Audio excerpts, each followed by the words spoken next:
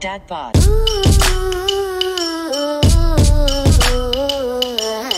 Dad bod.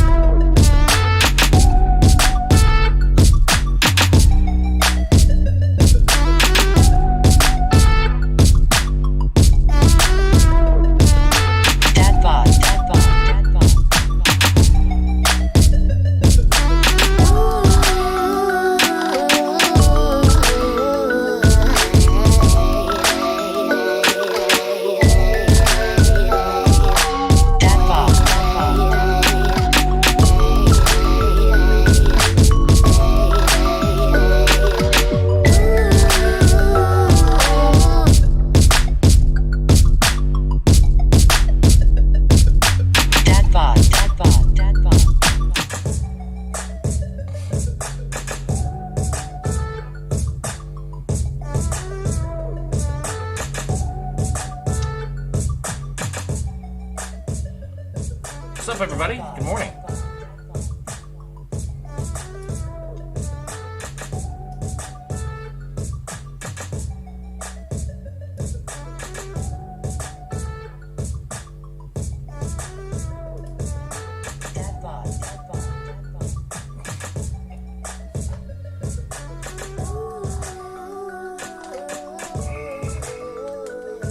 How's everyone doing?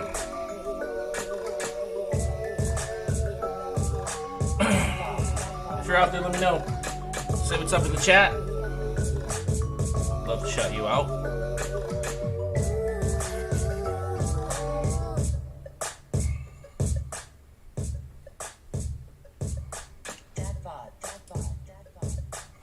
All right.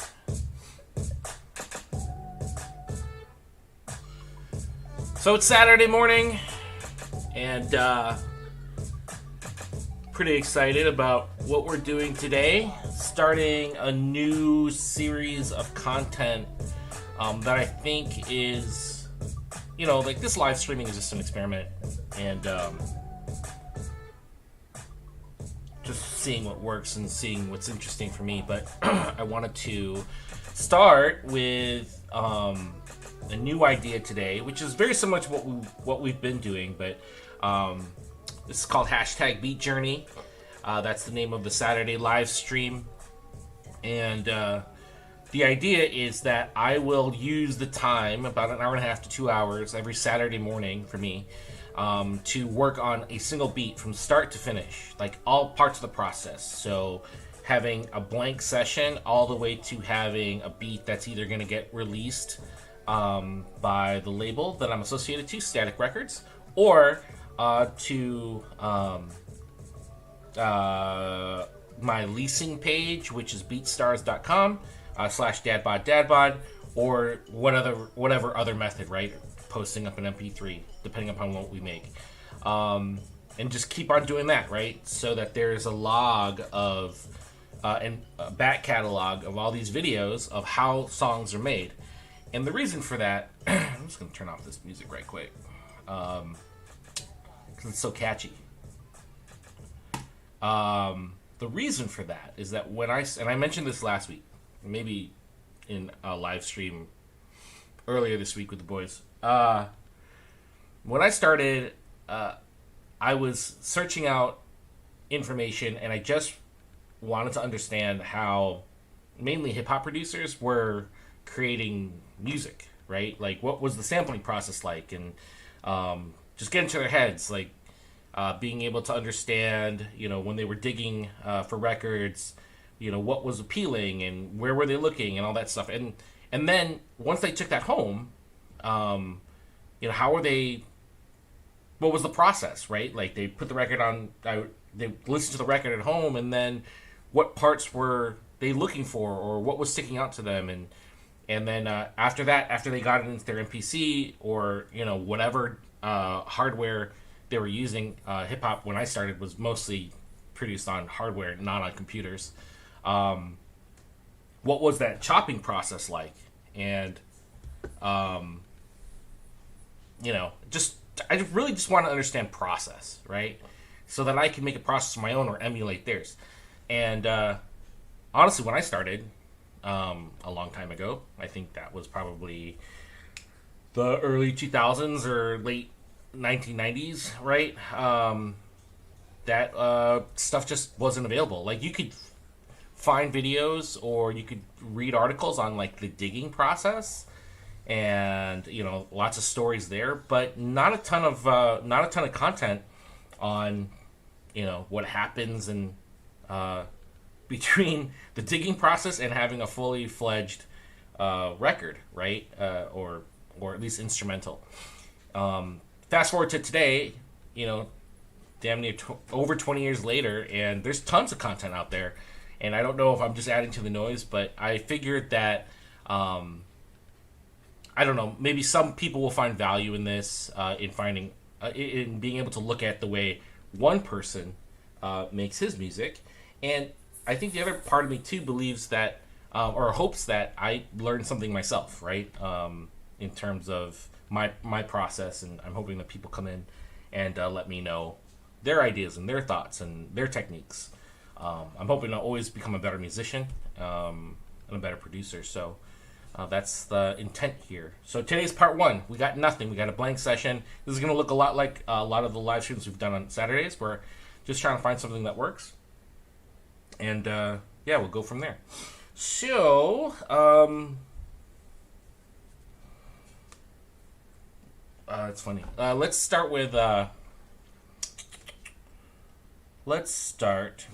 sample, and we will use Arcade, which is already set up here. And let me flip down so you guys can see my screen. All right.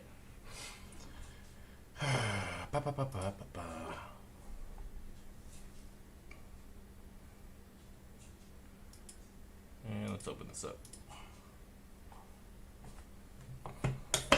I'll make this window bigger so you guys can see it.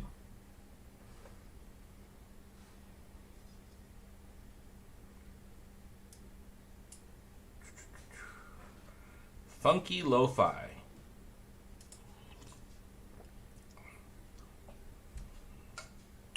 Your samples. If you guys have any questions, either live during the stream, I know that 10 a.m. is a weird time for people to be watching, or after the stream, feel free. I have a tendency to hit everyone back. So if you have any questions on anything you're seeing or anything I'm saying, or you have a comment, please let me know. All right, let's go back to lines. Let's go back to feed. So Funky Lo-Fi, new kits for taped. Lo-Fi doesn't have to mean low-key. These new kits are the antithesis to study and relax. That's interesting. Saturated, rolled off, and packed with overbearing confidence. Let's give this a listen. Let's jump in here.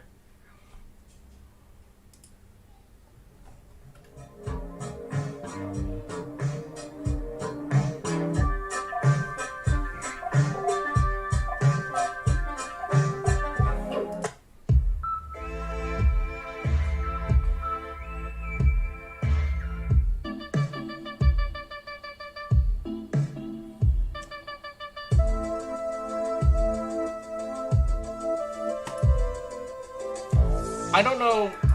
I was just kind of curious, right? To see if anything stuck out.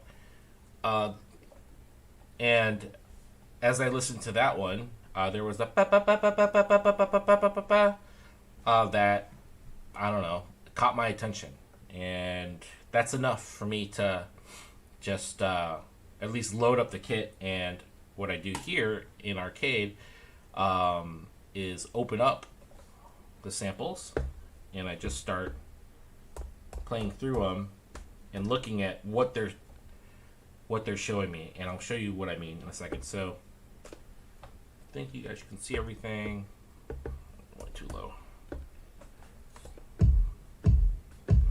So you see here on screen, I opened up the waveform and I moved to the waveform, and I can see that it's only playing these two beats of a much longer sample. Now I could probably guess that this was all kicks.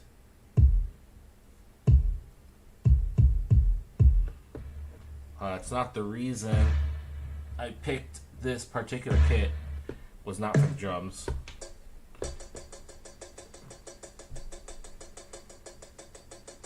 These are interesting though.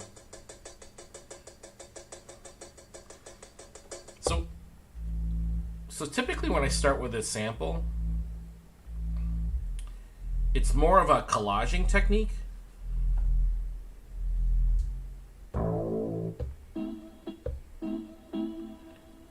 You're just finding different sources and putting them together.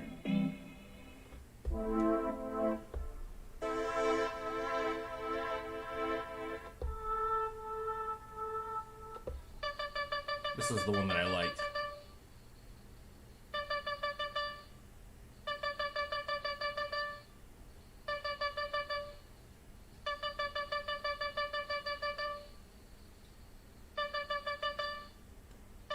I'm just gonna take the whole thing. See what else is there.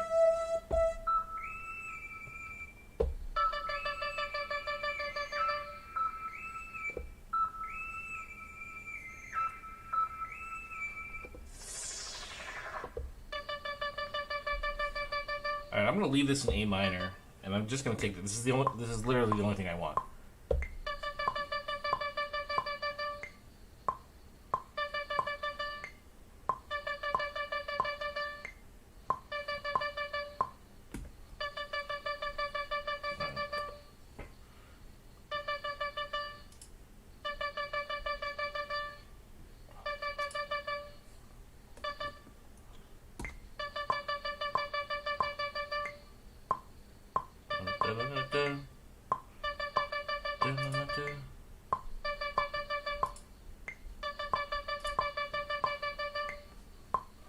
Alright, cool.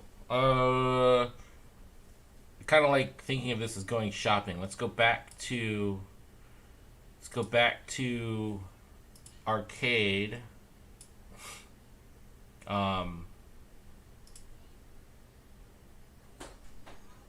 see what else we can find. I don't know why. I'm a big fan, or I was a big fan, or still a big fan of RJD2. The reason I kind of flip-flop back and forth, it's not like I listen to RJD2 every day or every week or anything, but I guess I'm a big fan because I've seen him perform a couple times, at least once live. I don't know if it's been multiple times. And I've been aware of him and listening to him for like 15 years, and I've talked about him before, so yeah, I'm a big fan. As big a fan of someone as can be expected. I'm alright. Go, up, go ahead, up. You wanna come up? No? Alright. Go up when you're ready. Alright, so let's find another instance here. I'm gonna stay away from. Just go into the lines. Drum breaks. Let's check this out.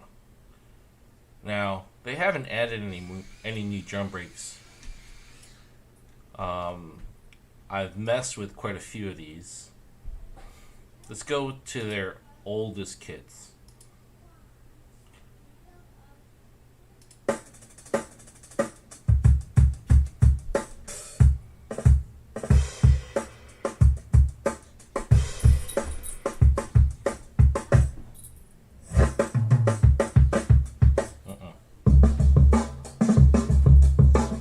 Yep. Same thing. Let's open it up. keyboard going. But I definitely want to open this up.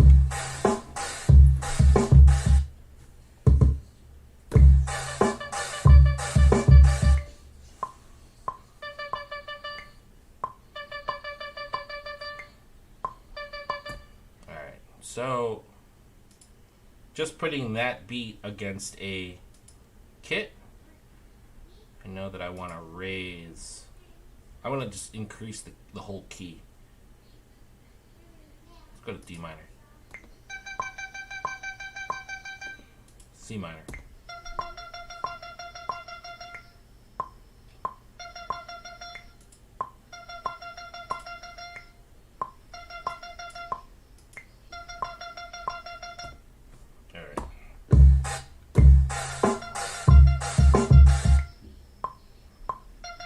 What else we got here?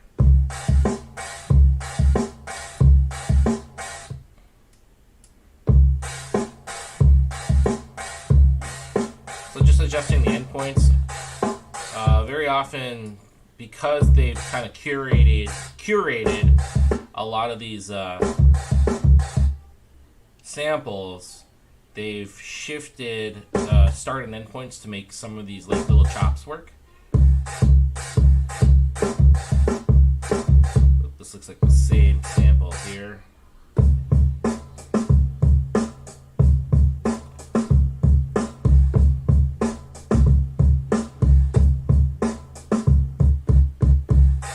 Where's that?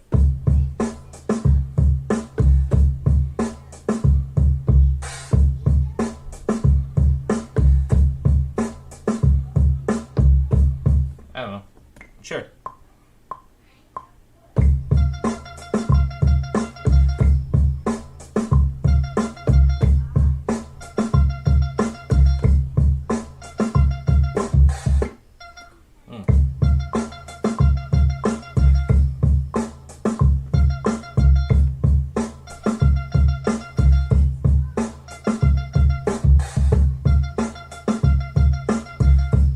What I really like, and I don't think you guys can hear it just because of the way that I'm sharing my voice and the audio, is that the is moving from left to right already. So there's already some movement in the track.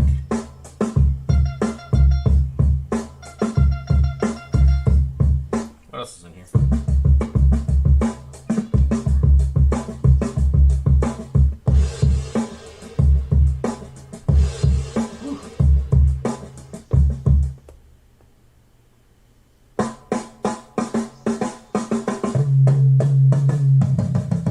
So the game plan here, let's make the first hook, which will be used either after the short intro or after the first verse. It won't be as full blown out as the second hook, but let's get like a good hook sound. What's interesting is maybe it's a verse sound that we're going after. Yeah, we'll do a verse first because this is like a verse sound to me.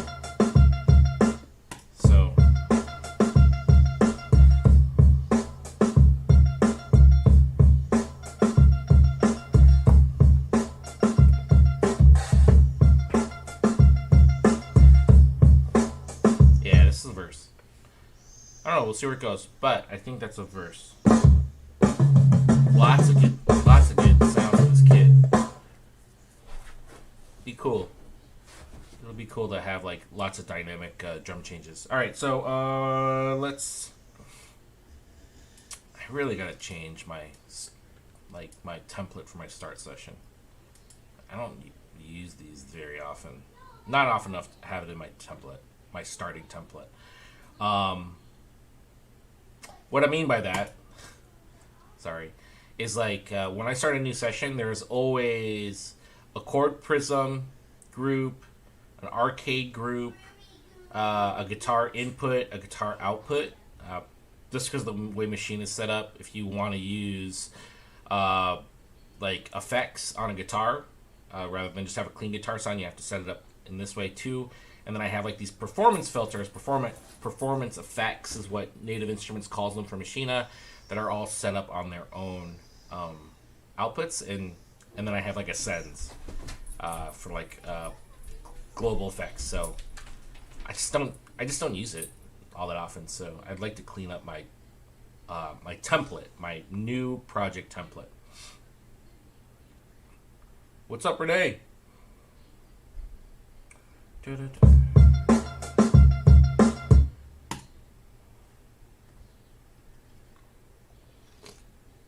How you doing today, man?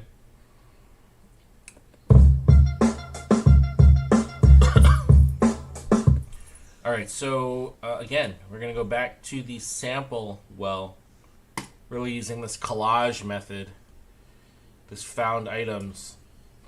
No rhyme or reason, just looking through stuff, seeing what sticks out. Let's take a look at the different lines here.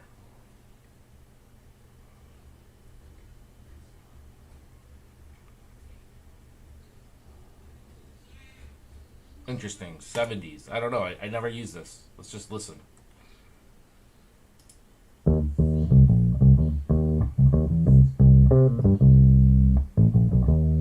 What are we playing? We played in C minor.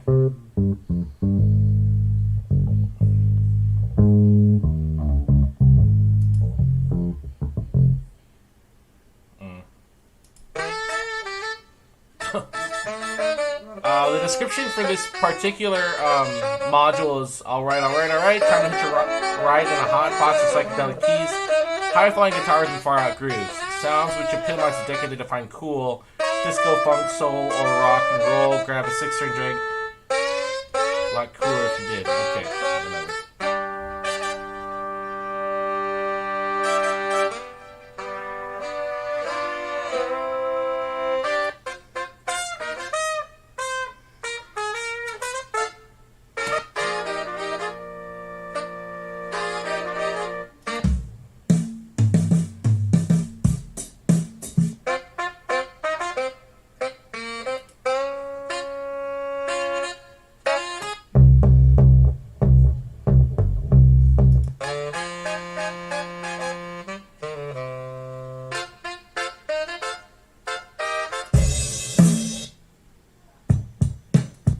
A lot of breaks in here.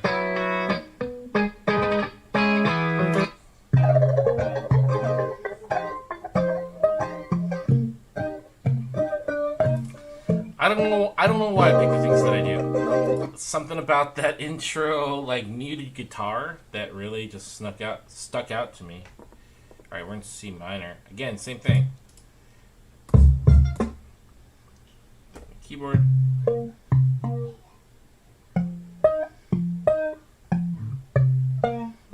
I could already hear it. Here.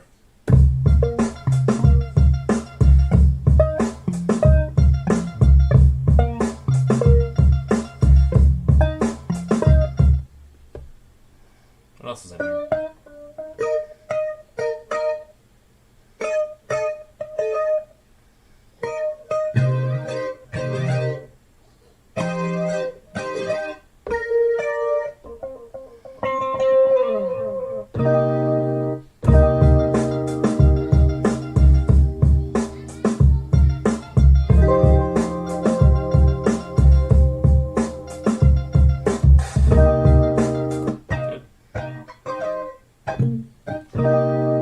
Something that I would have made, like this sound,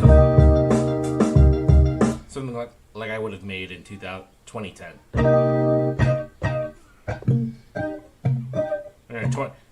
2005.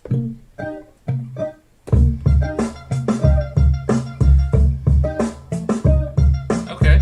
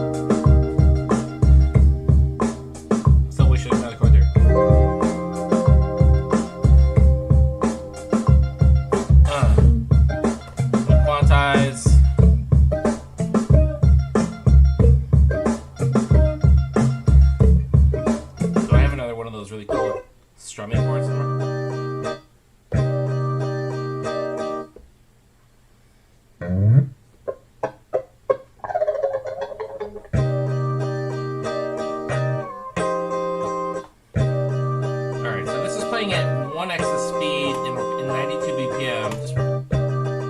What if it was like...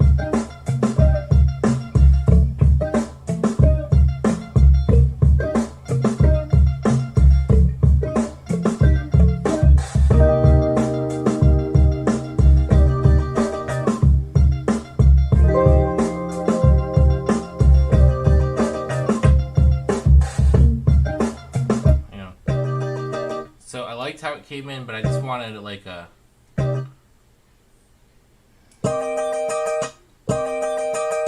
Let's try... That sounds really chipmunky, but...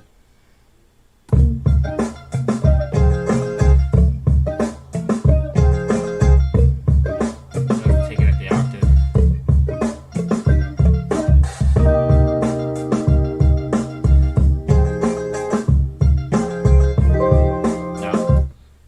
Take it at the octave. So this is a semitone control. 12 semitones makes an octave.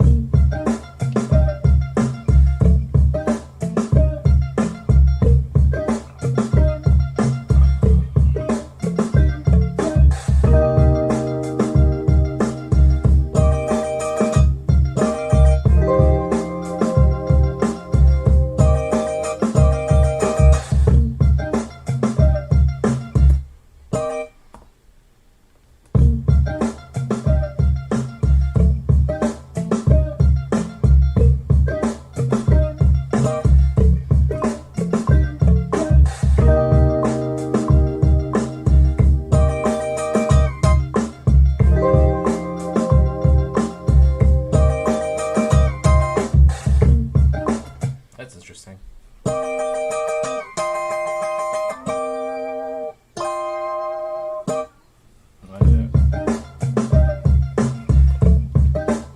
I'm hitting quantize because I'm just triggering samples, so I want them to land exactly on the 16th note that I'm playing them on,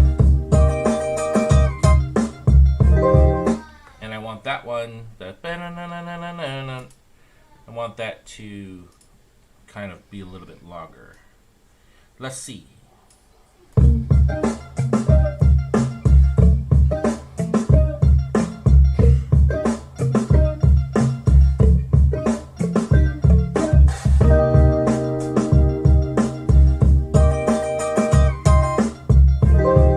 Maybe a little longer, huh?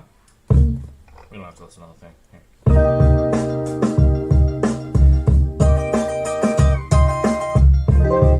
All the way.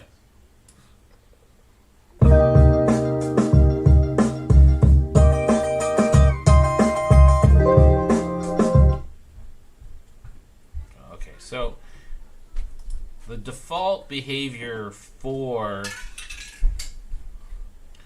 these samples is, if you look at the attack, it's always a little bit longer, the release is always a little bit longer, and the crossfade, which makes moving from sample to sample a little bit more organic, but that's not what I want. I really like that abrupt sound, so as soon as it's almost percussive, so as soon as I let go, it's no longer playing. I don't want there to be any trail, and I don't want it to take long to ramp in, because at the end of the day, everything's almost percussion, right? It's all about rhythm.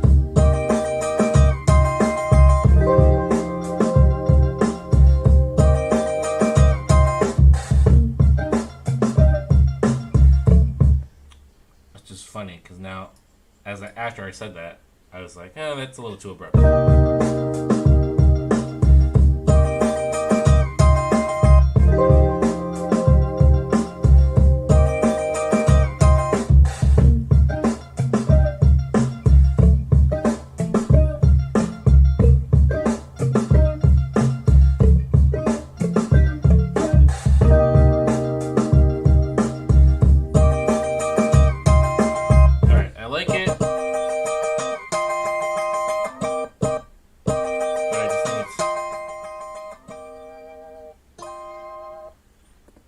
I liked it, but I didn't want it to stick out that much.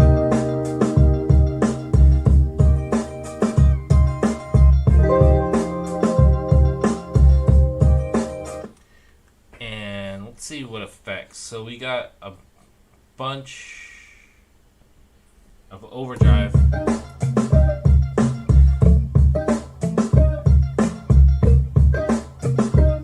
Which, quite honestly, I'm not hearing a ton of.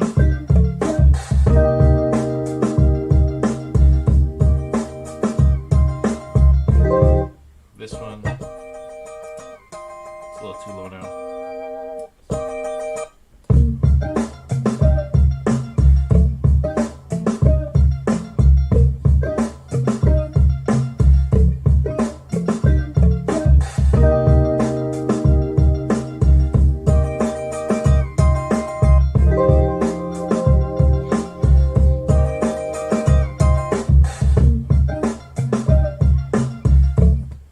Okay,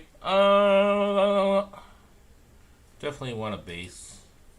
Bass. And this, we'll use a MIDI instrument, use the Native Instruments one. Let's do a fingered bass. I always go to the same two just to lay down a line. So fingered bass, and then we go to keyboard, throw it into minor, and we're playing in C minor, so.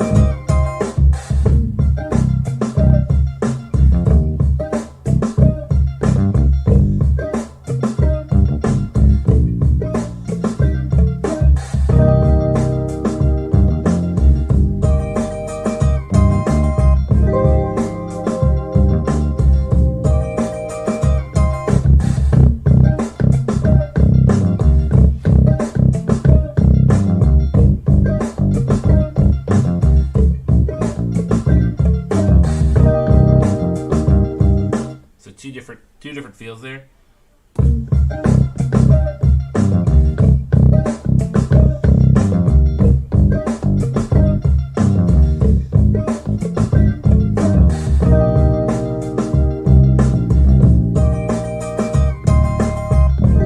So kind of almost like a slappy, that'd be interesting, like a slap bass, but kind of that down, down, down, down.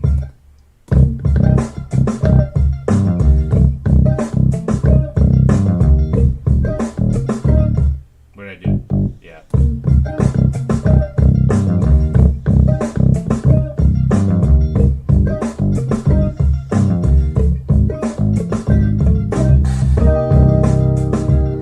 Alright, let's do the first part first, and then we'll figure out the second part of punch in.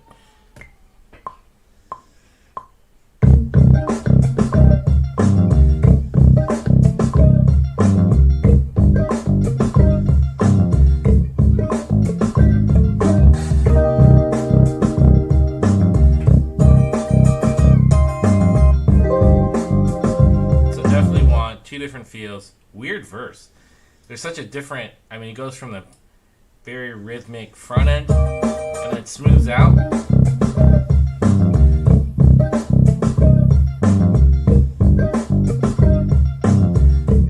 So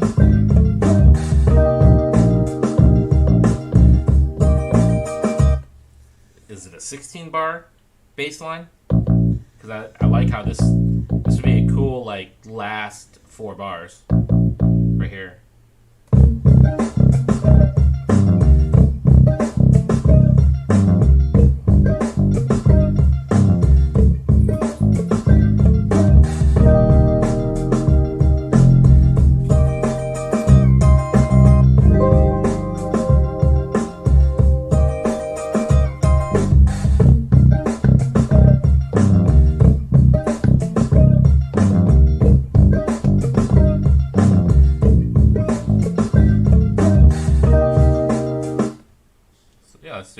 16 bars. Ah, this is taking us in a crazy place. Beat Journey.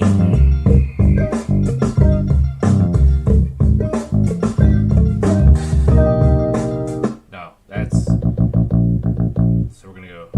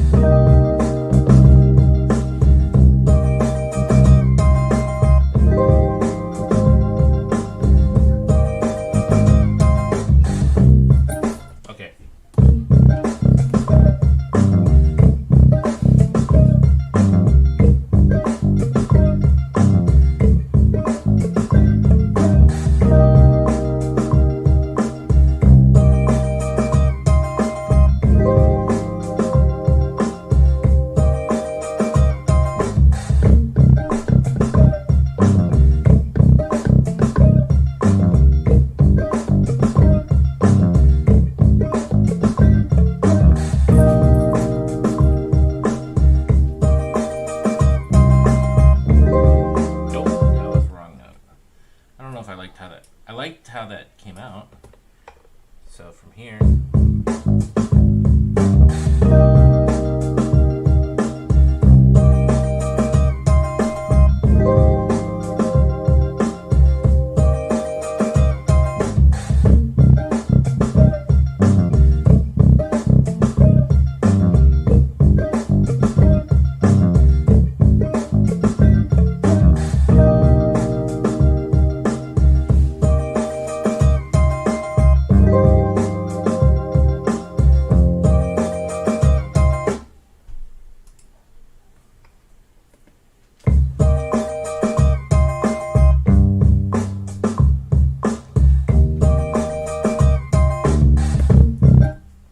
so what does that sound like?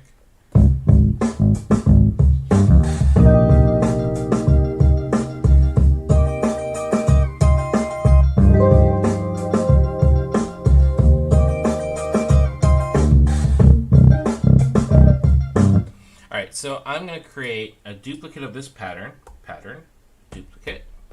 The reason being is that I want to, some of the notes in there don't sound exactly on, so I want to quantize it, but I don't want to screw up my first take. So this is pattern 2 now, which is just a duplicate of pattern 1, and I'm just going to hit quantize just to see how much that changes.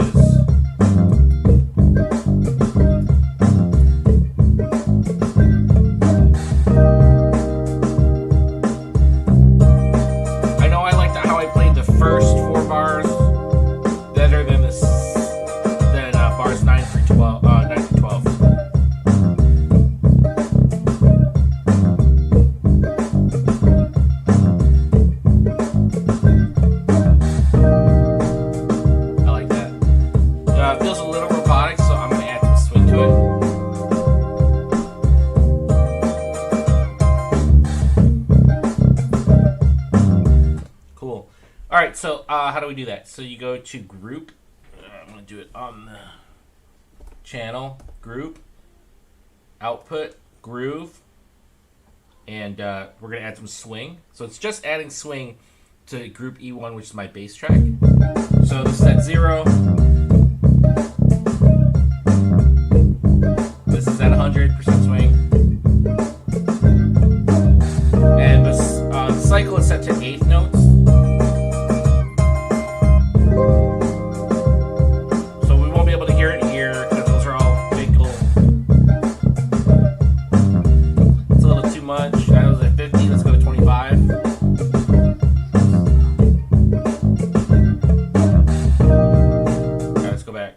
Hear it on the longer 16 notes.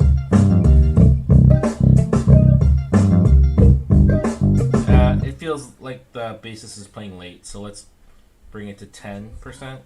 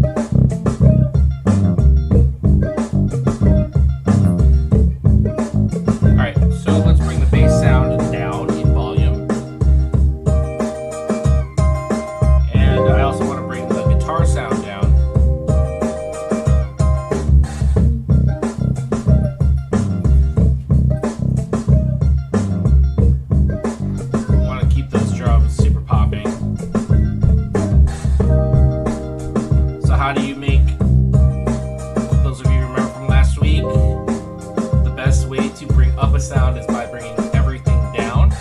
It maintains a little bit more headroom. You can see on my master, oh, you can't see it. My master bus, maybe I can show it to you here, is still clipping out. Oh, you can't see it. Turn it.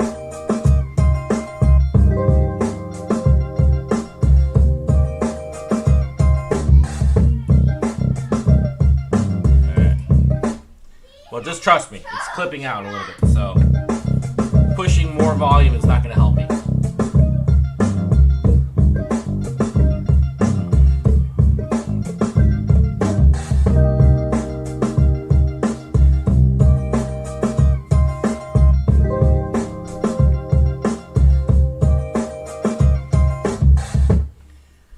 Alright, I'll be honest with you, I want to add a keyboard sound. I wanted to add chords, but I kind of like I got some new gear that's coming in, and I think it's at my front door, and I'm gonna be adding it into my setup here. But I didn't have enough time to do it before the live stream today, but I really want to add keys. So let's go to the front door, and you're gonna see me hobble. I have no idea what happened to me. I woke up one morning and I couldn't put any weight on my right foot. Let me go to the front door and see if I can grab my keyboard. Here, listen to the track that we got going on so far while I get there.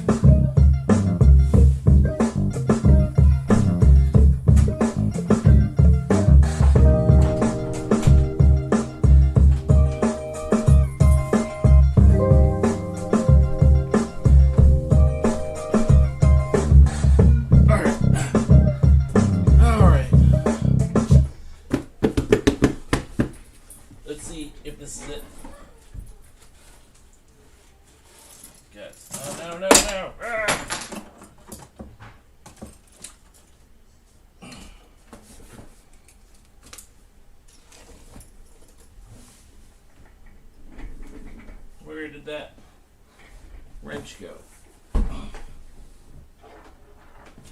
Crucial. Alright.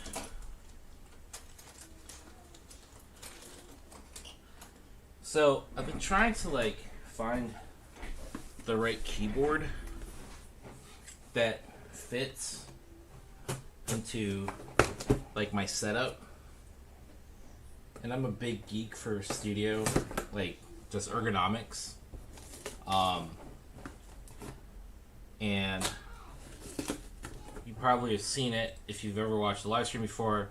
I used to have a sliding desk. It's kind of why the camera's even set up the way it is. I used to have a sliding desk. I still have it, but I just took it off.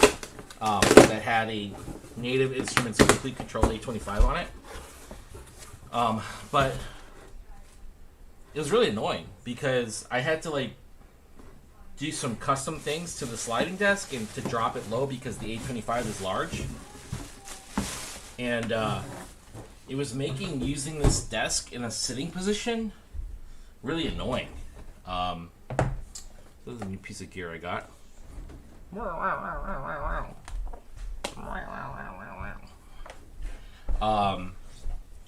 And so while it was cool for the live stream and cool for when I was standing, kind of stunk for when I was using the desk for other things like computing and playing video games and stuff.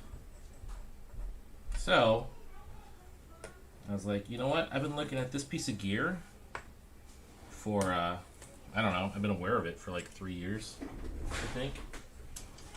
And I was like, you know what? Franco, you work hard.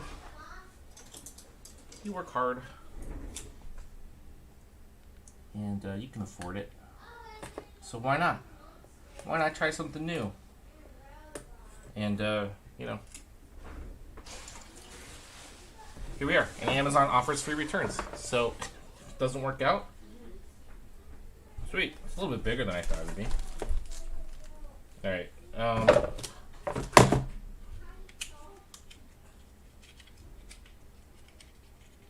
It's a little break from our song while I get this going. Hopefully there's some battery charge on here. So this is a Bluetooth keyboard.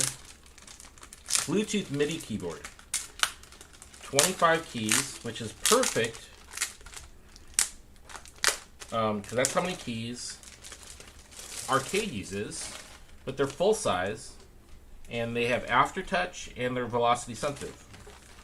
I'm not much of a keyboard player, and I've never had anything that has aftertouch, so that's interesting.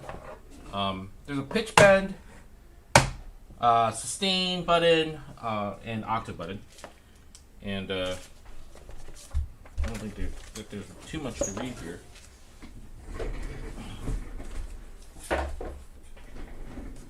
But I don't know how to turn it on, so, and it's really thin, right, and really small.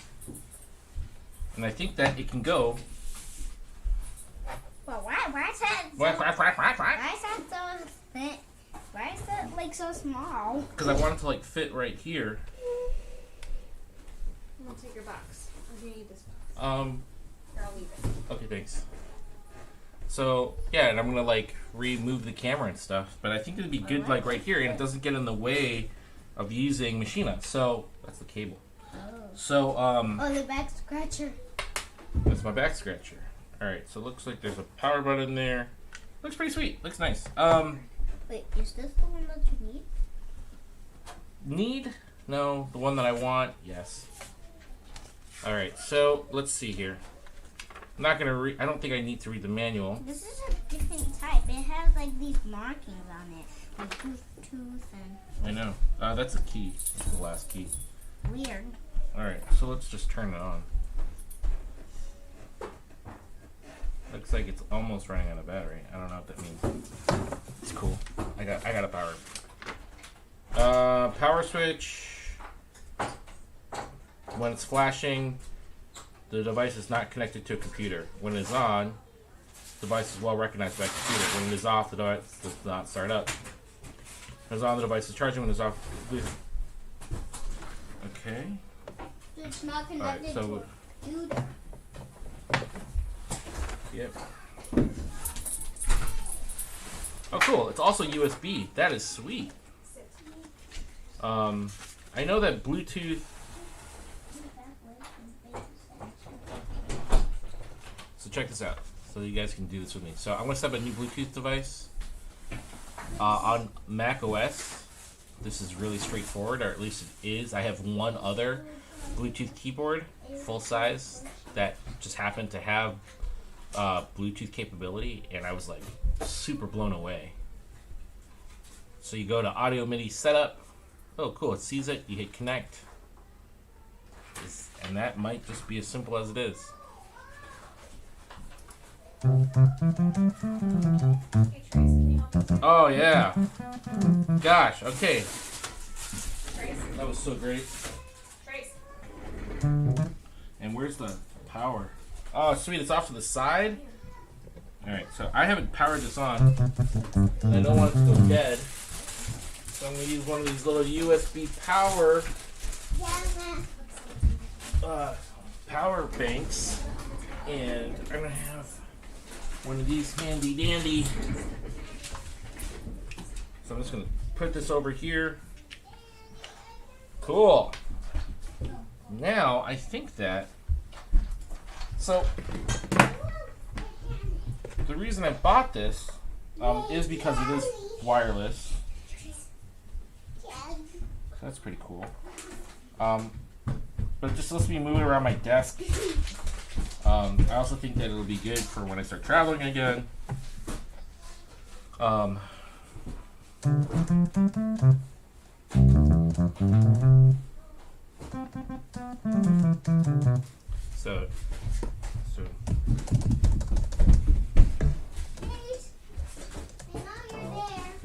So, why something small?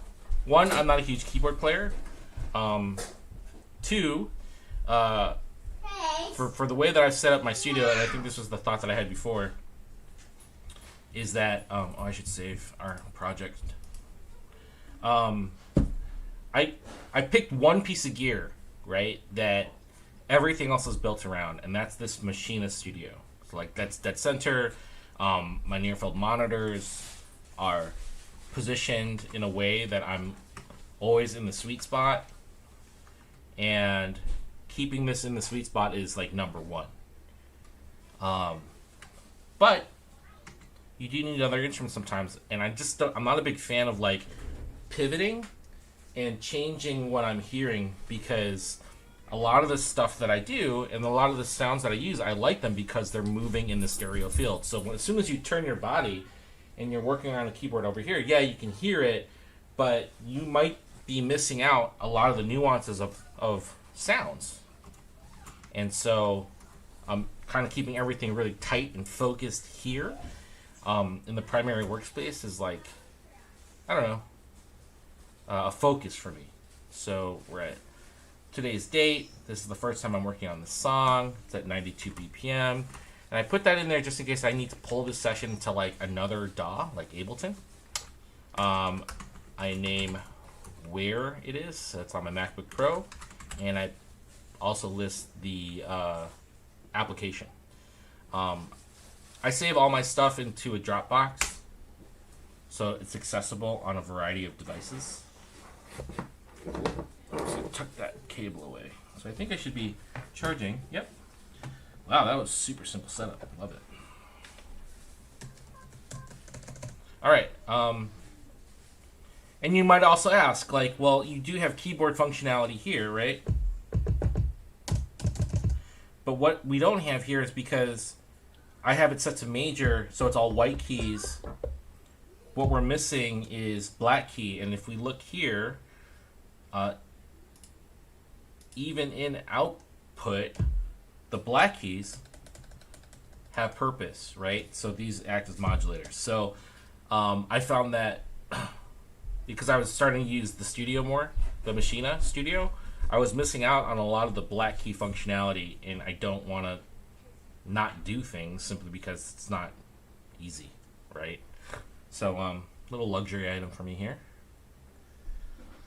All right, and the reason I busted that out is because I do want to add some keys to this.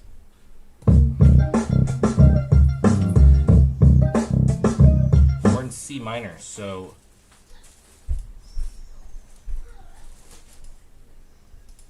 you will use another sweet plugin called Chord Prism. We're in C minor.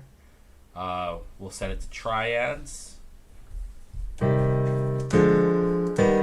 So single key hits.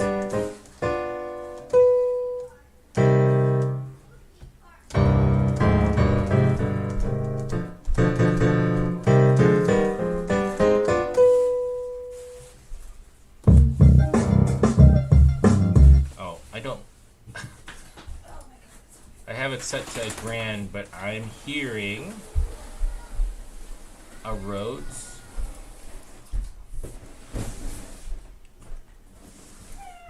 Let's see here. FM Rhodes. So Native Instruments.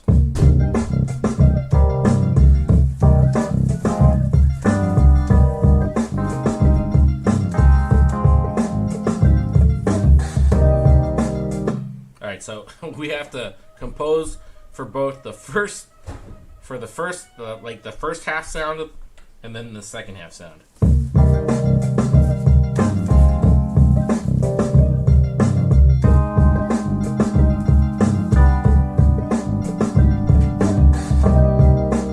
All right, I'm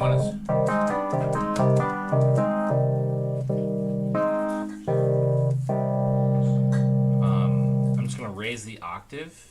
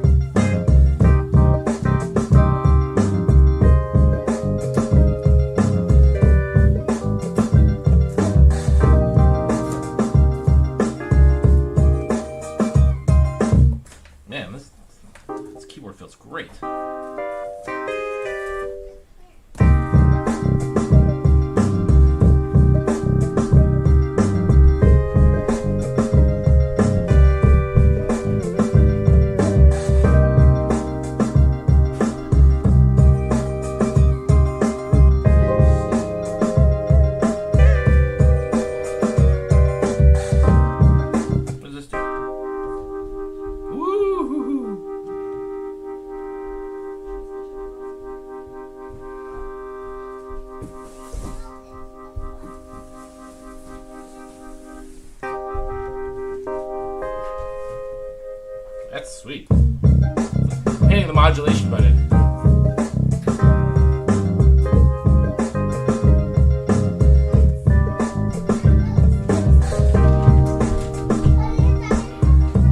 Alright, so I like it for that.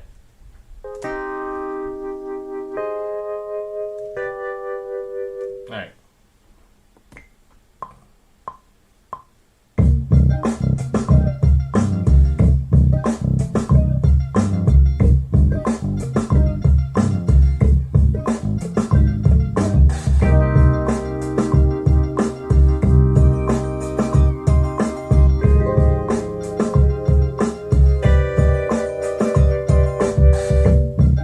I'm so curious as to what modulation data it picked up, because I saw it like, that's crazy. Let's see it. So check this out. It's a modulation wheel. Like, is that velocity sensitive too? That's so cool. Oh man, that's sweet. What about the pitch bend?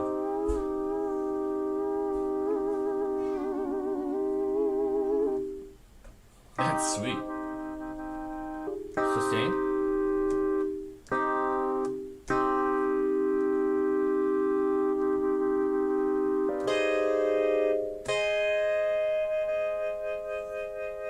Okay. Cool. Sorry, playing with new gear. I don't get gear all that often. That's not true.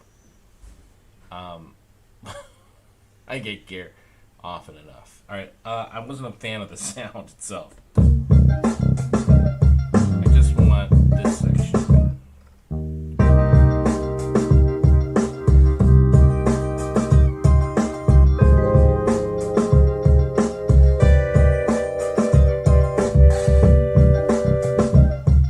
Okay,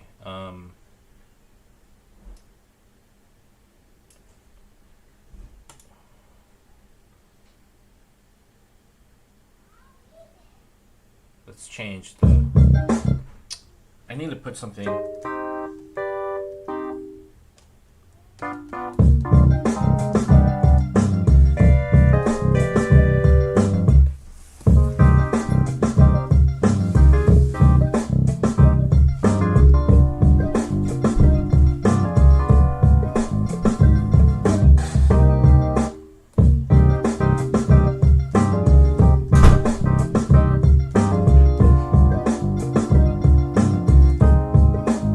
Yeah, okay, whatever.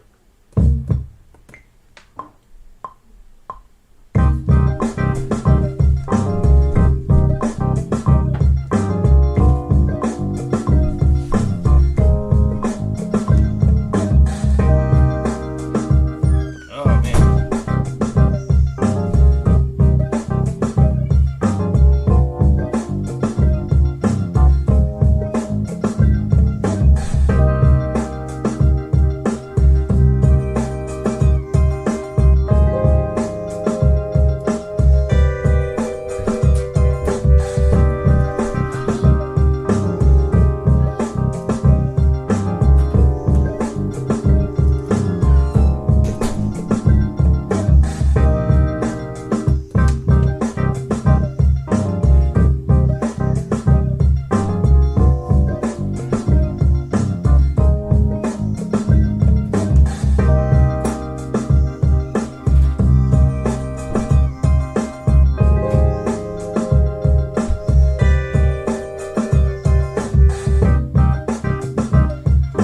Funny, I didn't like the... Oh wait, I did change it.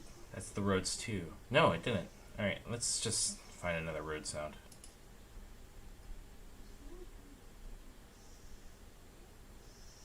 It's not the Rhodes. That's not the Rhodes you're looking for. Alright. These are not the Rhodes you're looking for.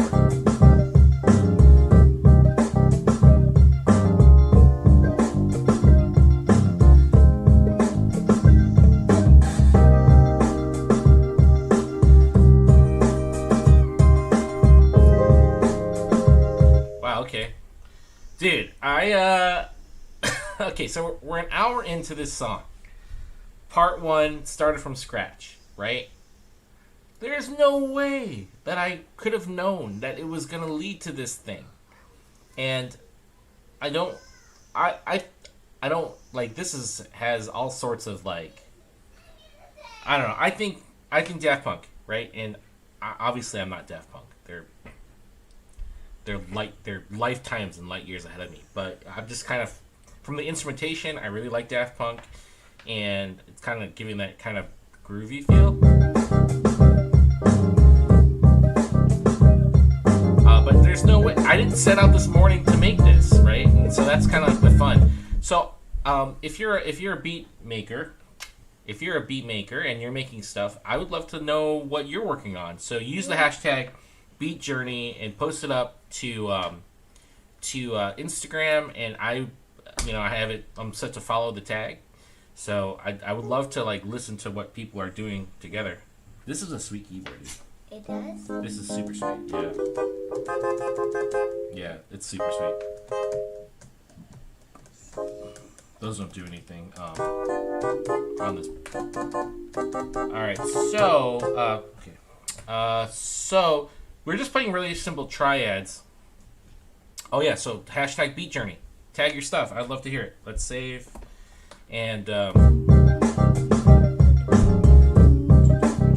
so let's use, first off, let's get a little bit more live in the feel.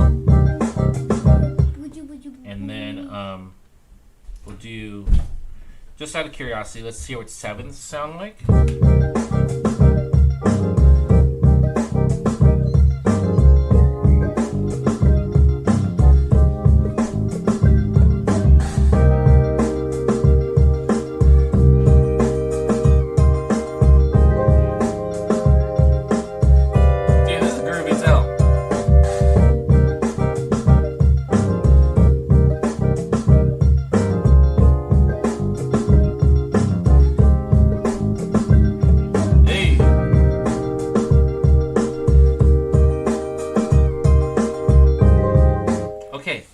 I like the sevenths. Let's just continue to experiment. Let's hear ninths.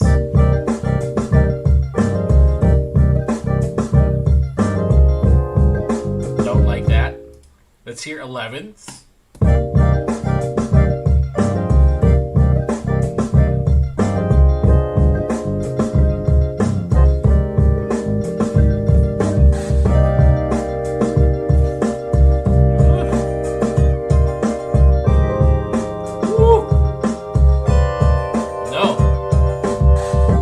Some 11ths, so we can do that. Alright, hold up. Hold up. Alright, I like 7ths and 11ths. Crazy. 13ths, let's just hear. No.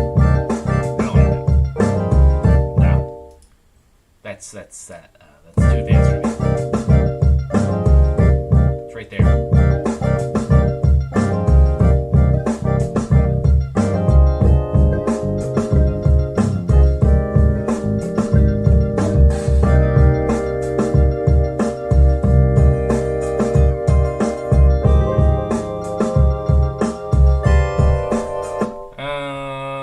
Go back to sevenths.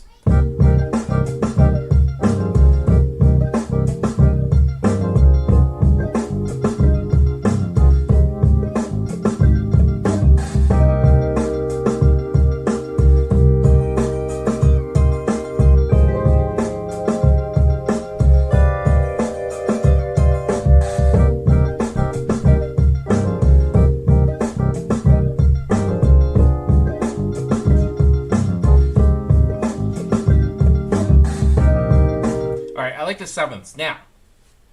So I'm working in this chord group section here. So check it out. We could do open voicing. So let's see what that sounds like.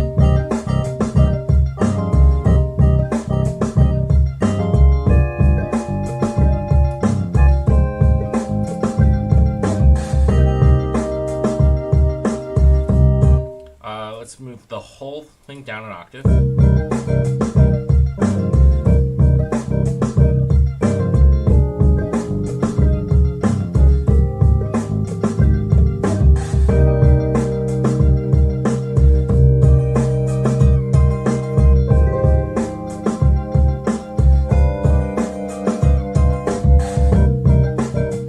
so that's open voicings versus 7th.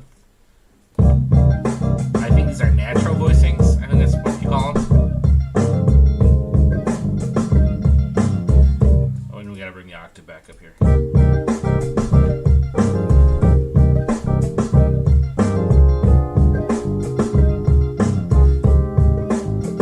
I like the what I'm gonna call natural voicings.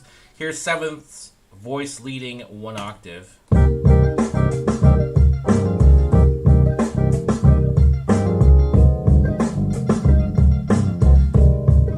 Alright, we have to bring it up an octave? No.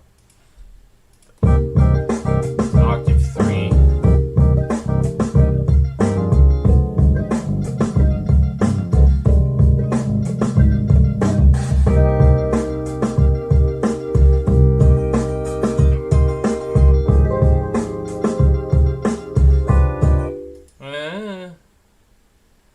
I'm pretty sure that I'm not. This is voice leading 1.5 octaves.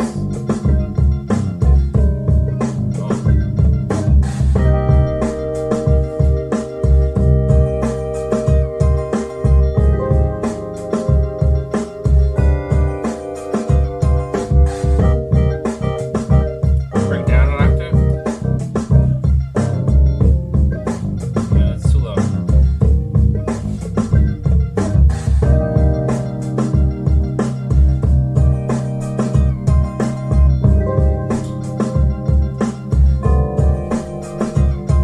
Hey.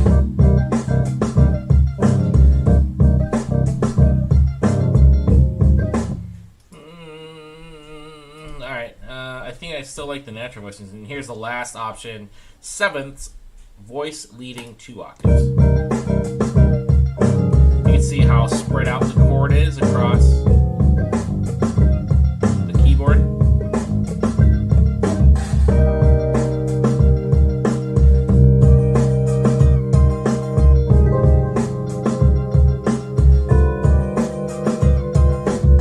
Alright, so I like the natural voicings.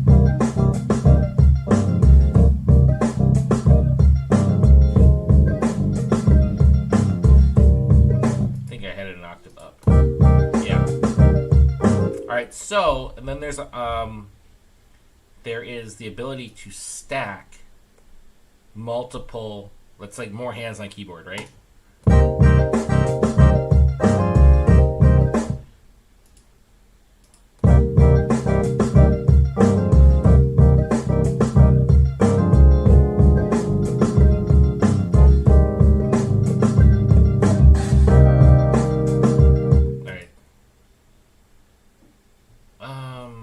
I don't know, let's listen to that again.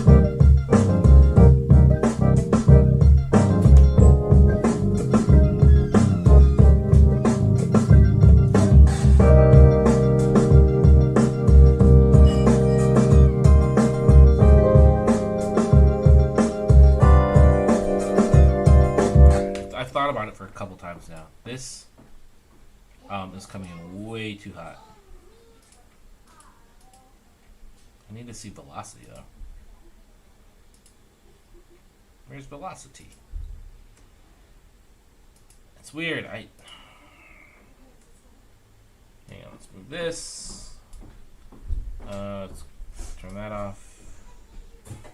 How do I see velocity?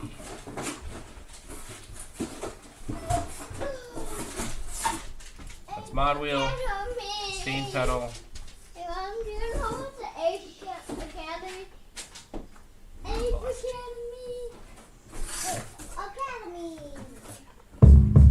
Where are you going? Recycle center. Oh, okay. Hey, Trace. You can take that box, babe. Which? Just that one, yeah. There's something in here. Is it? Did you order 2? Nope.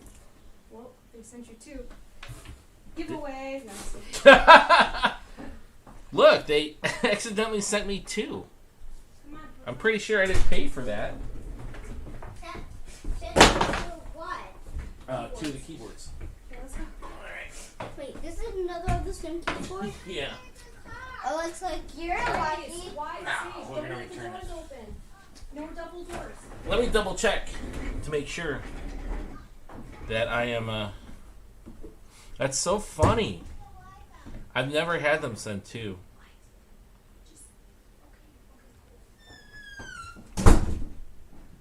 Checking my orders here. So curious. Oof. Did I order two?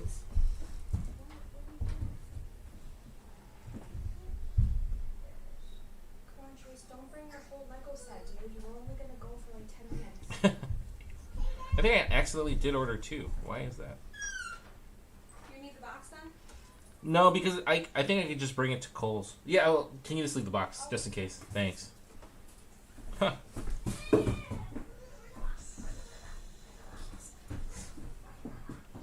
Weird. I want to see the order details. So funny. Fecha a porta! View order details. Guys, dog is getting out. Oh, I guess I did order two. Whoops. Didn't mean to. Oh well.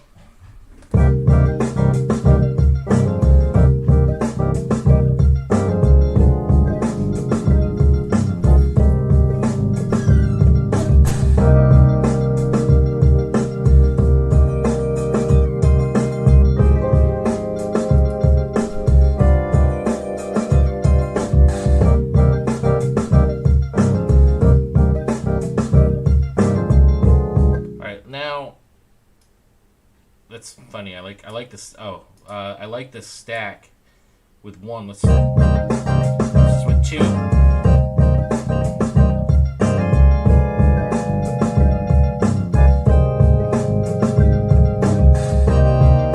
No, 1.5. 1 and 2. Too much. I liked it with one. Just curious.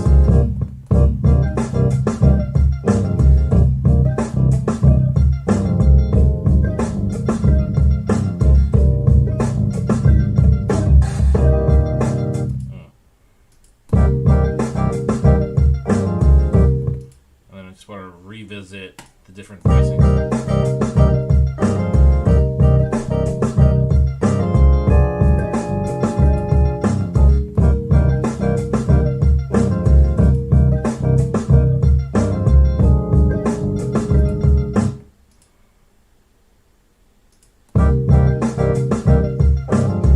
Alright, keep it with the natural voicings. Alright, we've dialed in Chord Prism. I feel good about that.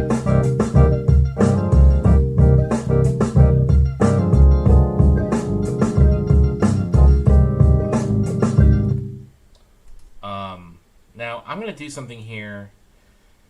So, the way it works is Chord Prism is the MIDI generator, so it uses single notes to create chords, and then we've dialed that in, and then it doesn't create any sound of its own, so you need to connect a instrument to the output, and we're using the FM Rhodes 2. Now, I've noticed on other projects that sometimes, especially when the sessions first opened up, that it sounds incorrect, and then it corrects itself, but I want to make sure that the next time I open the session that this Rhodes is playing exactly the way that I have it when I leave it. So what I'm going to do is I'm going to use the MIDI export feature to record all the notes. So right now it's just recorded the single note inputs that I put in using my fancy dancy new keyboard that I like so much right now. And I'm going to print all the notes with the random strum that I placed on it. So I'll show you how to do that. So we want it to play for the full 8 bars, and it's counting. You see that here? 2, 3, 4, 5, 6, 7, and we want the full 8 bars, 8. And we stop, and then you just create a new pattern, and you're going to drag right from Chord Prism, and there are all the notes that I've generated. How sweet is that? The one thing that I Wish Chord Prism did somehow was like inversions. I don't think. I don't even think these open. I'm not even sure if the open voicings. I don't think this has allowed me to do like inversions, which Complete Control does. So that's interesting. Anyways, so now we have a new pattern here with all of our notes, and we're never going to use this pattern in this group. What we will do is we'll take all the notes, select all, we'll copy them, and then we'll create a new group. This is the reason why I want to create a new template, because I constantly have to do this dragging thing. And we'll create a new pattern, and we'll just paste all those notes. And if I open the keyboard mode, there they are. And then we will deselect, so I don't want anything playing on the chord prism. And now the MIDI notes will be triggered here, the full chords. But the last step is that now I need to add in that particular sound. We could do that with the hardware. And we went to piano keys, and then we went to electric piano, and then we did FM Rhodes 2. All right. So this is now muted. Mute. Nothing playing in the chord prism, but we have it here. And then, so I'm going to bring this.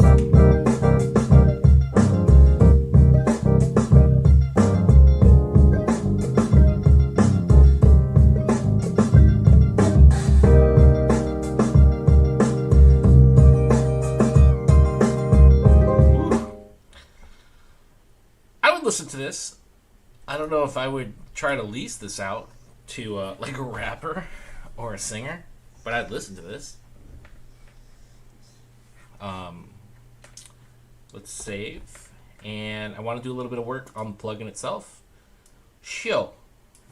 Now this is the other reason that I bought this keyboard, because the Complete Control A25, the other one that I had that was on the sliding desk, it has these knobs, but what I didn't like about that. So what I like the footprint because it fit into that sliding desk, but I didn't like how there was a single screen to control all the knobs. And here I have the same set of knobs that allows me to do automation, and now it's all just one unit. Again, building my working space around one piece of gear that I use primarily, which is the Machine Studio. And I suggest that you guys do that too at your house. Concentrate on one piece of gear and really learning that, and then adding as necessary. And when I say adding as necessary, like I've had this particular piece of gear since 2013, I think. So, maybe even before that. No, maybe 2015. 5 or 6 years. And I've tried like other things, but that's how long it took me to like feel like I was getting the most out of it. And there's still so much for me to learn, but adding gear kind of can slow you down if you do it too often. All right, so now I have all my little controls here. Typically the top page, if we look here, timbre, FX, let's just see.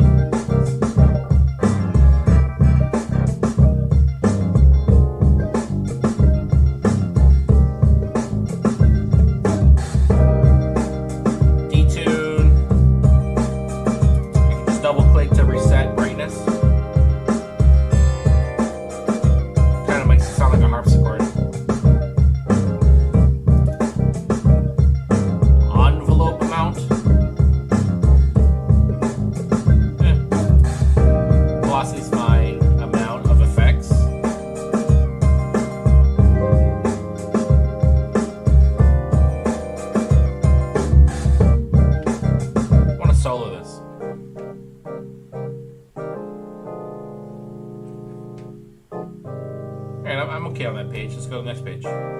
We can change the attack. No. Decay.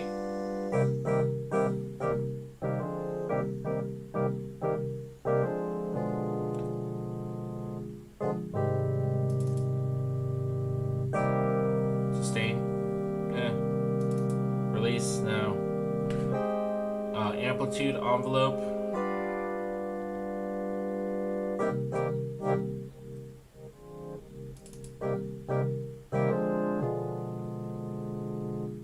I'm just seeing if there's something that I can modulate over time that adds a dimension to the sound that I like. It's volume.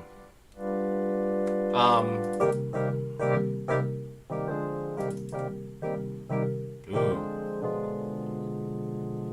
Stereo width. Not sure if you guys can hear that, so that really broadened out the sound, which I like. Kind of counter to the messaging I gave last week. I think it was last week where we were doing a mix, and I was saying that, hey, a lot of the music that we listen to is really in that center zone. So just to give you a sense of what I'm talking about here, when I say center zone, so right now it's set at 0. The stereo width is set at 0. This is the bulk of the sound right here. This is where I'm hearing it, right? When I open up that stereo width all the way to 100, this is the bulk of the sound now. Right? So that's changed the stereo image. It's made that sound a lot broader.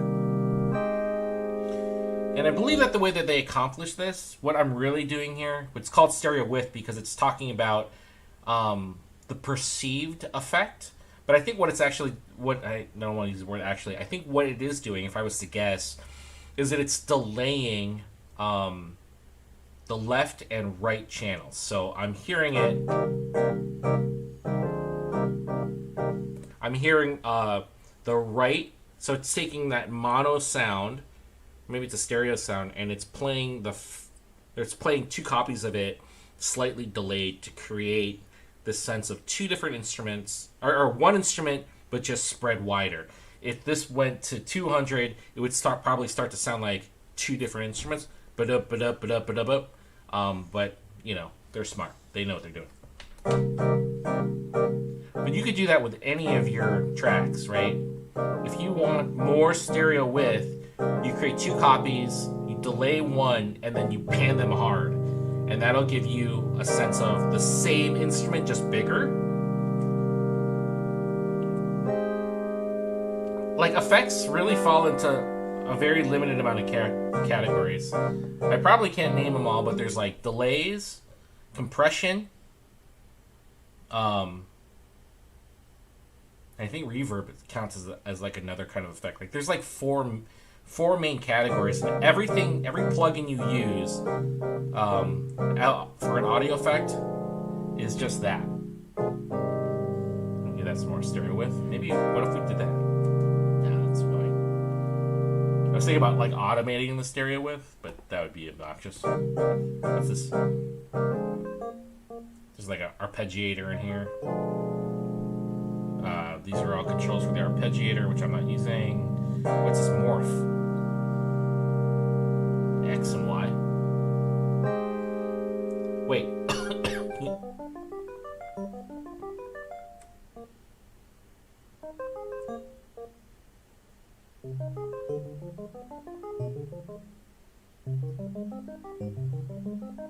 I don't know what this is morphing. It's cool though. Just even within this one plugin, there's so much. It's crazy. You can make a whole song look like. Alright, so now we're looking at the master, output, input, the tune. I don't want to detune. What about glide? It's set to 50 right now.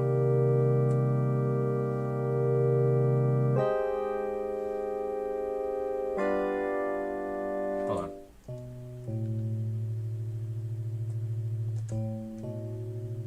It's not doing anything. Analog quality set to 7. No. Is it more quality at 0 and then you're Ugh. Digital? What does that mean? Oh, it's adding like weird digital effects to the end. I think that's drive. Turn it on. Add some fuzz. I'm not against that.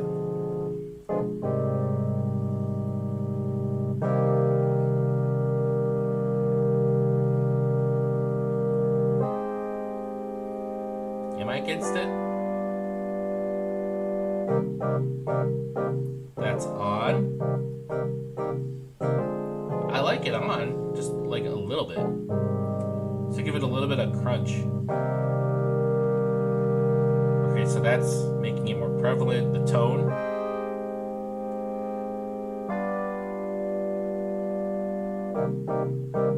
The bass.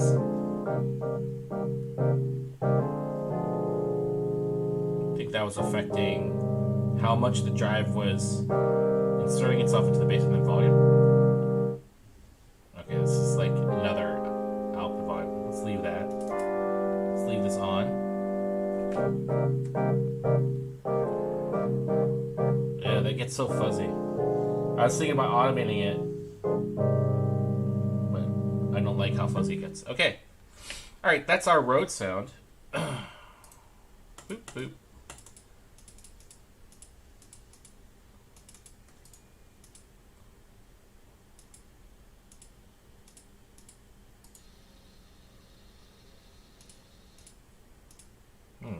Ugh.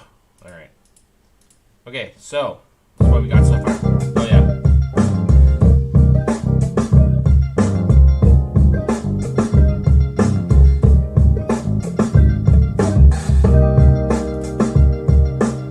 Just gonna bring on that.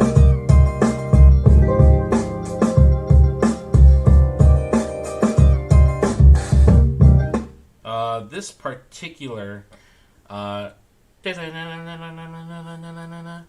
I think I want to move that. And we can do it. Let's do it where we can see it later. So we're going to go to the mix. We are going to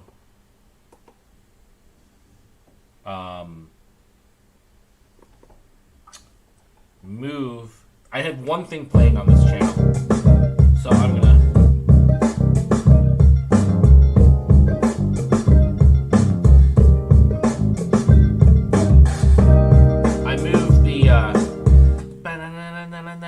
so it was moving from here, and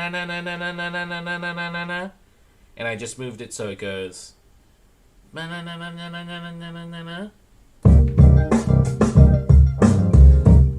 it's kind of ending here now.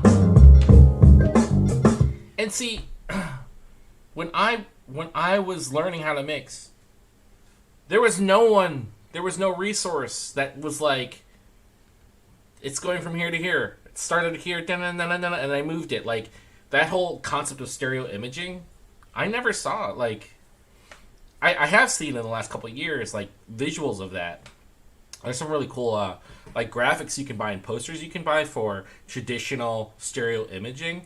But, like, I literally see sound as, like, on a poster, right? Like, in front of me. And that's a really important reason why, for a lot of new folks who are starting, they're like, all right, well, I got my, like, kind of main piece of gear. And they're like, what should I buy next? And I'm like, hey, if you can, well, the very next thing you should buy is a really good pair of headphones. Like, really, really good. And you should listen to all of your music through those studio reference headphones. The ones I got are Shure, and I have an awesome friend, Nicole, who works for Shure, who was able to get me a really good deal on these. I forget what model these are. These are really fantastic. I used the Sony MDR 7509 HDs for a long time, and before that the 7506, which I don't think are available anymore. Hence why I have the Shures. But yeah, basically training your ears to be able to identify, well, one, to hear music the way it was intended to be heard, not with like a bunch of extra bass or really high-end tonality, or like, you know, basically EQ the crap out of, like, basically listening to music the way it was intended coming out of the mastering studio from the artist to you, like, you want to hear that, right? Especially if you want to make a career in this. And the best way to do that is by listening to music through a very neutral source, and listening to all sorts of stuff. Like, everything you listen to should be through, like, the same set of cans. That's what trains your ear, right? That's what shows you, oh, my kick should be in the middle, or my snare should be in the middle, and kind of where do people put their keyboards, and where do people put their bass, and where do people put those guitars, and how does that move across the stereo field, so that you can begin to recognize that. And you can only do that if you're listening through a really good pair of headphones that's not adding a bunch of color. So I always suggest, like, that's the best purchase. You should be spending a ton of money. You should save your money, like, because your ears are your most important asset. Everything else is secondary to your ears. The next step would be to get a good pair of reference monitors, right? Reference monitors are tough, though, and the reason I don't suggest doing that first is that if you have reference monitors, you got to know how to set them up. You got to kind of have the right space. They won't hurt you, but reference monitors also include the room you're in. And you can, having them is great, but headphones does not include the room you're in.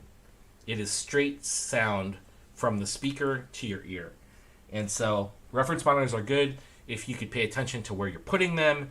It's even better if you could put some treatment. And I didn't put treatment up for a long time, and I just put it up again in the last year during the pandemic. But that's something that you definitely want to invest in, right? Anything that can train your ear to understand what instruments are supposed to sound like and where they fit into stereo mix, and understand, like, what music, when it's mixed and mastered, should sound like coming out of the studios. That's only going to help you through this process. And I think I've been listening critically to music for like 25 years now, which is crazy because I'm only 26.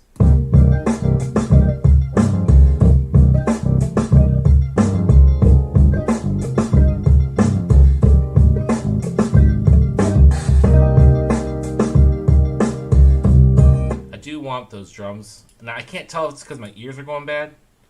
Like, my ears are... Let's see if I can add... Let's take all these effects out. I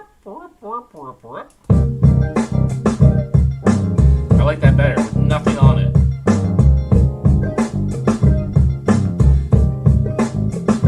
No room, no added sizzle or low punch or whatever these are doing. That's helping my drums cut through.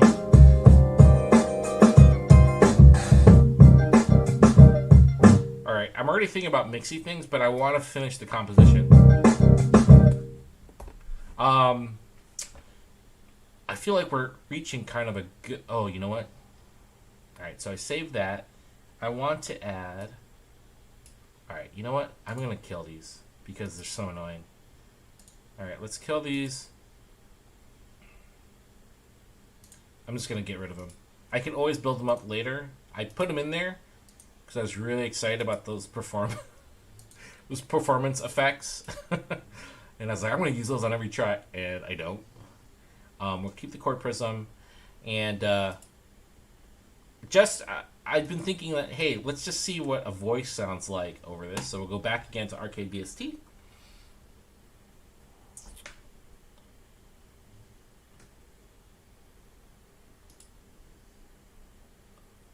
And while I can remember it, right? So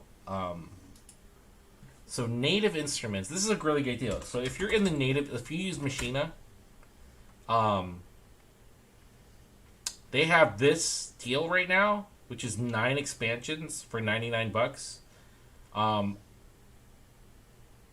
Let me just say, like, I've had complete control. Like, there's so many instruments in complete control, or in the complete ultimate selection or whatever it is that I'm using, and I've never updated it. That's not true. Like, I updated it once to get, like, the full... I don't think I have the ultimate bundle. I have, like, the complete whatever. And there's so much there, right? But I I've become more and more aware of a lot of these particular expansions, and they're usually $50 a piece, and you can get 9 of them for $100. So I'm definitely considering this as a purchase because there's some really great instruments and sounds, and this stuff works really great within the environment I'm working in Machina. Like, it's really fast to use this stuff. And the nice thing is that it kind of just inserts itself right into kind of, if I search for bass and I have certified gold, timeless glow, basement air, and faded reels, let's just say that those will just be part of my search now. And as there's a certain amount of randomness in my production, and just being able to like use these, I think would be pretty awesome. That's a great deal. That's like the best deal I've ever seen on these. I don't think I've ever bought one of these for my full-blown production. I had bought them for the iPhone app, but they're like cheap. They're like $1 or $2 or something like that. But this is a great deal because usually these are $50 a piece. So, good sale. Just want to make you aware. Anyways, yeah. Sorry, little distracted. Let's go to Hooked. I'm just wondering, what would a voice sound like over this? Not that voice. All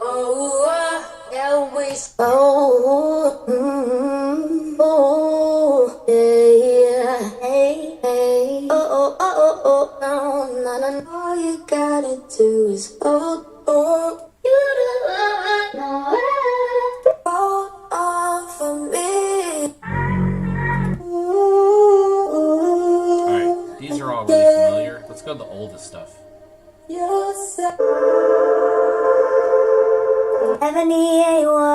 know what? I don't really want nothing. Let's go to the vocoder. Because I can't get Daft Punk out of my mind. So there's a vocoder module. I think that's what they call them. What do they call these? Line. They call them lines, but I think the more universal term for these would be...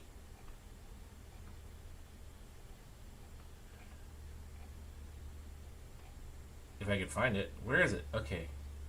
I wish they just showed the lines in alphabetical order, but I get that they're like... There it is. Vocode. Passed it like 3 times. So let's go to the... Oh, here. There's a new one.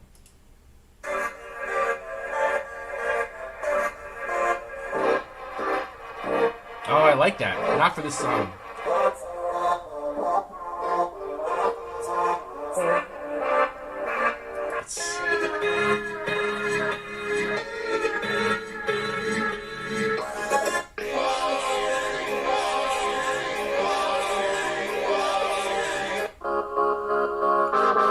I've used this before. I really like it.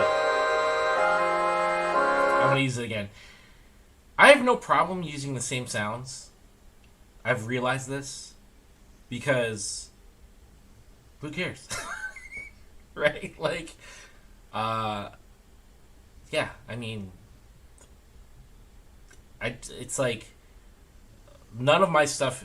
Now, if I had a bunch of like top 40 tracks, instrumentals, or whatever, then I'd probably be like, yeah, I probably shouldn't use that vocode sample again. But I don't. And I'm doing this for fun. And if I think something fits, maybe it doesn't fit in the first 4 songs, but maybe it fits really well in the 5th song, and that's what people really gravitate to. Who cares if I've used it 4 times before? No one's ever going to hear those, right? Especially if I don't put them out. So it's not about using the same sounds. Like I use that fingered bass patch for bass all the time. I like the way it sounds, and it fits a lot of my stuff. So I think a lot of producers that I see are constantly like looking for the next 808, and they're constantly searching, and I'm just kind of like, what does it matter if you use the same 808 sub bass on 5 different songs? I haven't heard any of those songs. So the first time I hear one of your songs, it's the first time I'm hearing you use that 808 sub bass. So use it. If you like it, use it. And,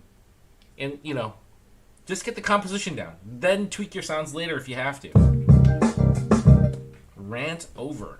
Ow. Alright. My ankle is killing me. Jeez. Swear to gosh, I woke up one morning and it felt like I sprained it in the middle of the night.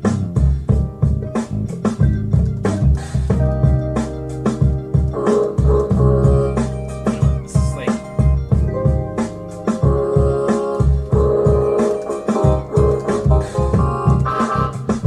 I think we're in C minor, aren't we? Yeah.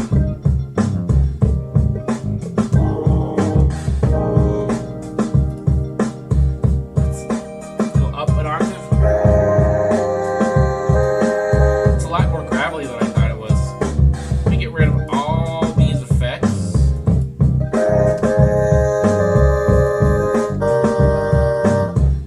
So like this one.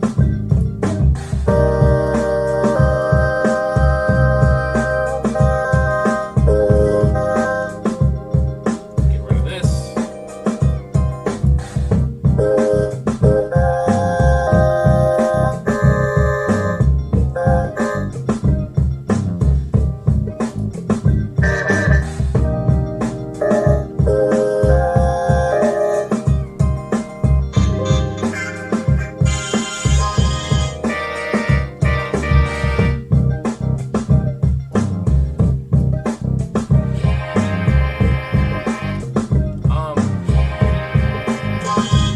This is not what I thought it was. This is a lot. This is really gravelly. And I have it up the octave too. It's like really gravelly. Yeah, there's too much going on in there. Alright, let's go back. Let's see here.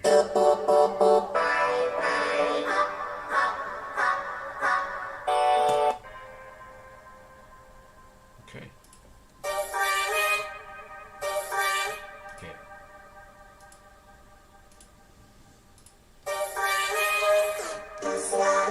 That's a little bit. I want kind of that more.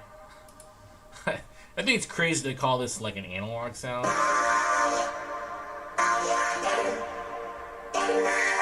It is. Who knows what they're saying?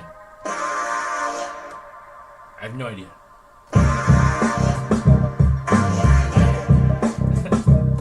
It sounds too much like. It sounds too much like words that are just indecipherable.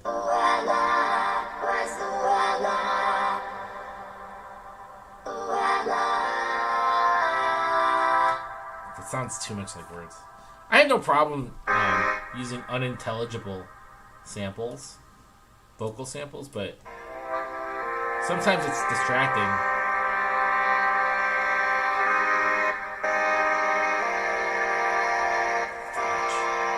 It's a great build-up.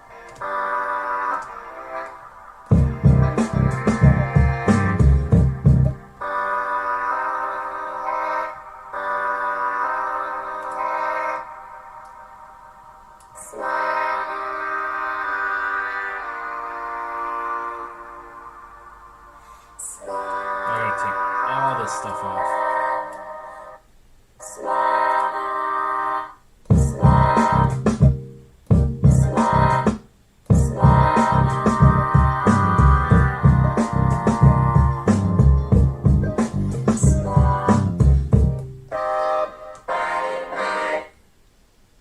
I wonder if this whole thing is like really drony.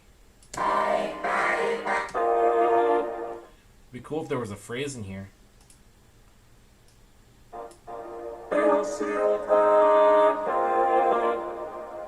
Are they speaking Italian?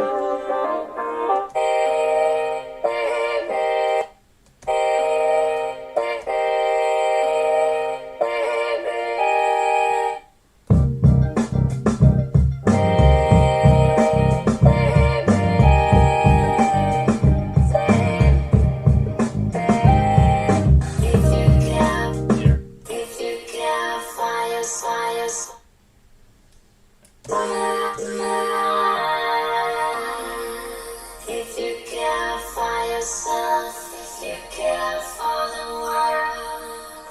So cheesy. It's funny, I saw another live stream, or I saw another post on Instagram where they were using arcade output, and he was playing through samples. He was like, no one want to use that. And then I watched it and I was like, yeah, I just made a whole song out of that. So, yeah, what some people like, other people hate. I find this cheesy. But maybe someone's going to use it and make a whole track out of it. And like it'll be a banger. Bye, bye, bye, bye. Bye, bye, bye, bye. I don't know this. Bye, bye, bye. Bye, bye, bye, bye, bye. Bye, bye.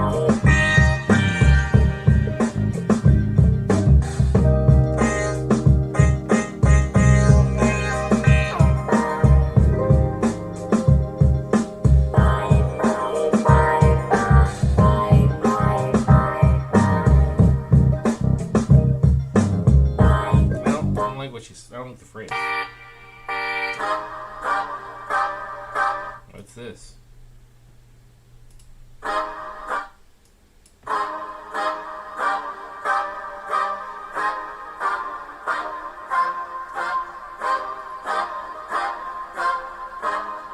can make a whole beat out of that.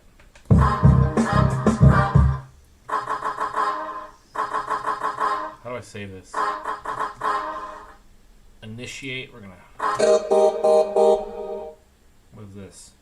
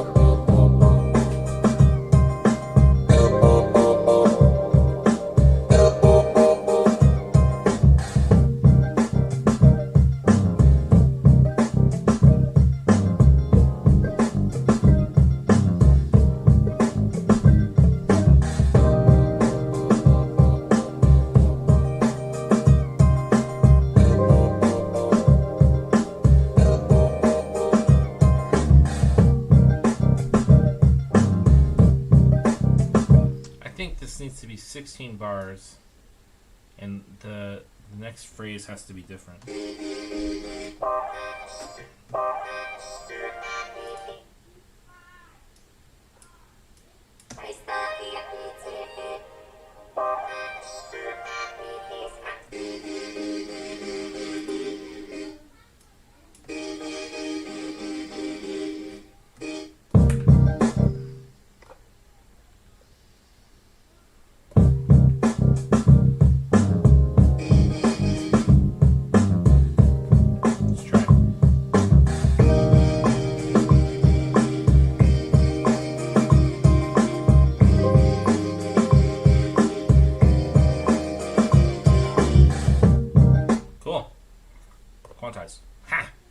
Quantize. All right, so I think this is a good stopping point. I think this is a verse.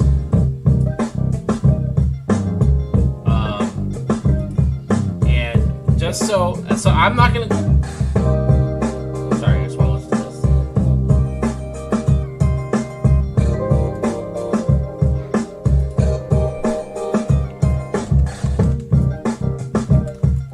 So I'm just gonna name.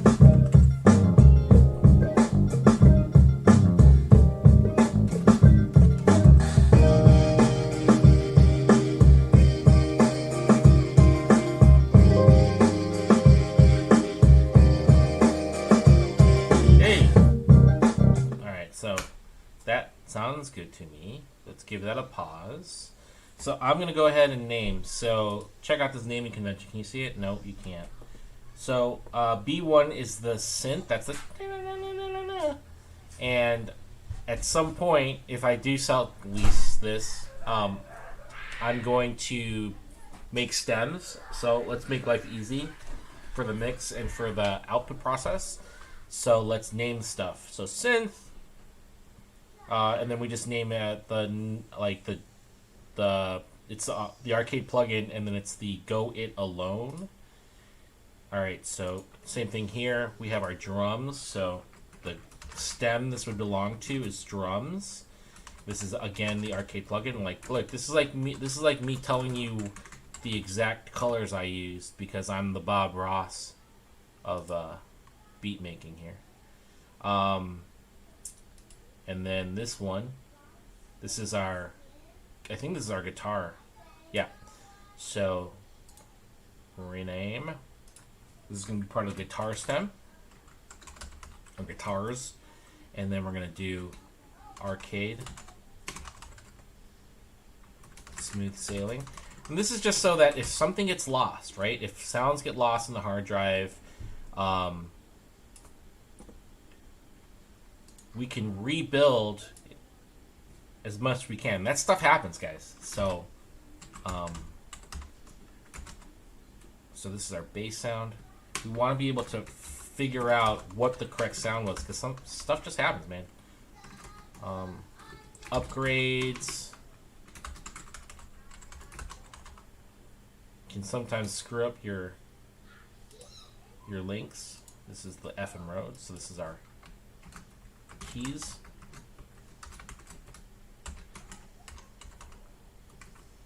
Oops. And then the last one is again output, and it is initiate. The idea is that I'd be able to look at just the names of the tracks and be able to rebuild them should I need to. This is vocoder, which let's call it vocoder. That might fall into like the effects or samples. Obviously, we use all samples for this, but this is for the mix engineer so that he can differentiate what each of the stems is supposed to be doing. So initiate, cool. All right, so what do we accomplish today?